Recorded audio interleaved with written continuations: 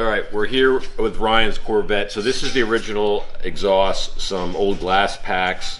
These sat under the car, which would get caught up. They're not supposed to sit under the car. They're gonna mount, the new muffler's gonna mount rear exhaust out the outlets. But that's what was on it, and as you can see, these are flanges that someone torched, and they fed it through, so actually your exhaust gets caught in here along with moisture. So that's a problem. That's not good flow.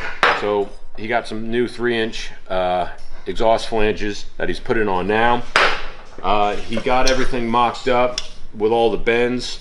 So we're gonna go check out what he's working on. So come this way. All right, so we kept the original bend coming from the manifold. That just helps us get through the pass-through really nice. We're switching to aluminized all the way back, keep it nice and clean.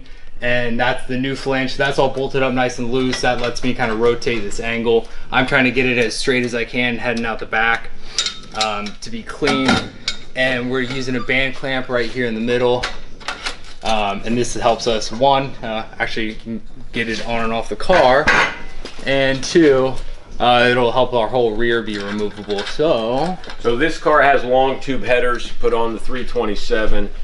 The original Ram's horns would, the outlet would come here. So we had, so it comes close to the floor pan, and that's a problem.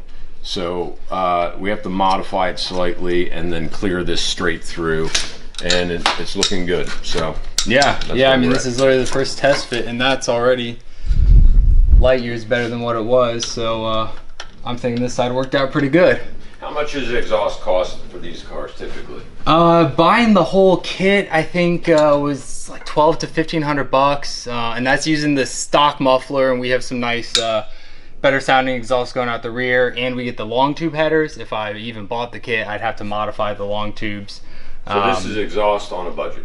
Yeah, on a budget, but still sounds good and it'll last a long time. So kind of win-win.